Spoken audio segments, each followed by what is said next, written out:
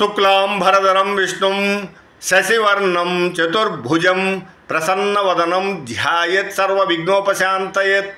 గురు బ్రహ్మ గురు విష్ణు గురుదేవో మహేశ్వర గురు సాక్షాత్ పరం బ్రహ్మ తస్మై శ్రీ గురవే నమః.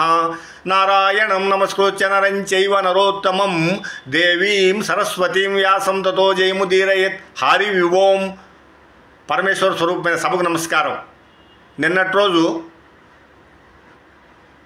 తెలుగులో మహాభారతం రావడానికి ఆలోచన వచ్చిన రాజరాజ నరేంద్రుడు గుణగణముల గురించి, మహాభారతం వింటే ఎంత ఫలితం దక్కుతుందో మనం తెలుసుకున్నాం.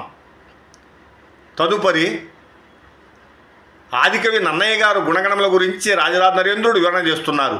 తన కుల బ్రాహ్మణు అనురక్తు అవిరళ జప హోమ తత్పరు విపుల శబ్దశాసను సంహితాభ్యాసు బ్రహ్మాండాది నానా పురాణ విజ్ఞాన నిరతుపాతృ ఆపస్తంభ సూత్రు ముద్గల గోత్ర జాతు తద్వినుతావదాత చరితు లోకజ్ఞు ఉభయ భాషా కావ్య రచనాభిశోభితు సత్ప్రతిభాభియోగ్యు నిత్య సత్యవచను మత్య మరాధిపాచార్యు సుజను నన్నపార్యు చూచి పరమ ధర్మ విధుడు వర చాళుక్యన్వయాభరణుడిట్టులని కరుణతోడా.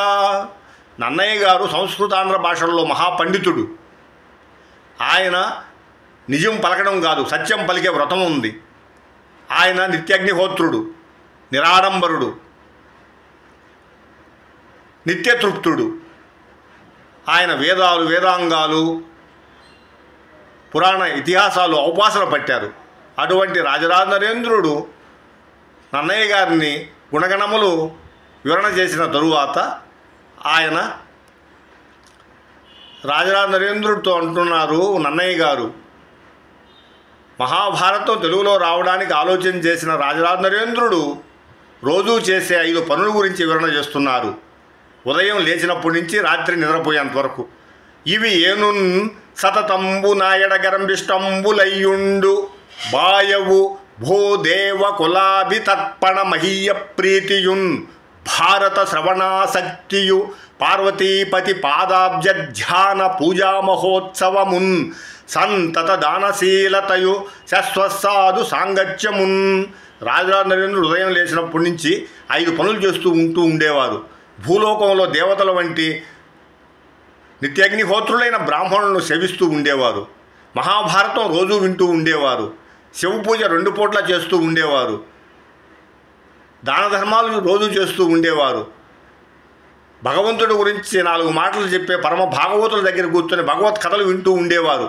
అటువంటి రాజరాజ నరేంద్రుడు మహాభారతాన్ని తెలుగులో అనువదించమని వేడుకుంటే అప్పుడు నన్నయ్య గారు అంటున్నారు, రాజరాజ నరేంద్ర, మహాభారతం తెలుగులో అనువదించడం అంటే అది సామాన్యమైన విషయం కాదు.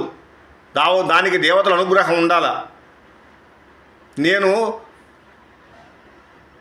3 పనులు చెప్తా చేయగలవా అంటాడు. అమలిన తారక సముదయముల నెన్నను సర్వ వేద శాస్త్రముల అశేష సారము ముదంబున బొందను బుద్ధి బహు విక్రమమున దుర్గమార్ద జల గౌరవ భారత భారతీ సముద్రము దర్యంగ ఈదను విధాతృనికైనను నేరబోలునే. రాజరాజ నరేంద్ర, ఆకాశంలో నక్షత్ర మండలం ఉంది. ఆ నక్షత్రాలన్నీ నీ జీవితకాలం లెక్కించి చెప్పగలవా? అలా వేదాలు వేదాంగాలు పురాణ ఇతిహాసాలు అవన్నీ నీ జీవితకాలంలో తెలుసుకోగలవా, నేర్చుకోగలవా? ఎంత గజ ఈతగాడైనా కానీ సముద్రాన్ని ఈదరి నుంచి ఆదరి వరకు ఈదడం సాధ్యమా అయ్యా? అలాగే మహాభారతం తెలుగులో అనువదించడం అంటే దానికి ఈశ్వరానుగ్రహం ఉండాల.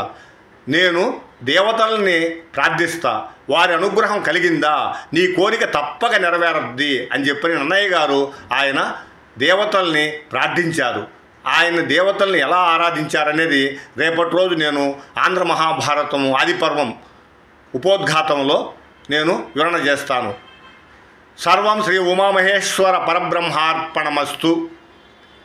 స్వస్తి.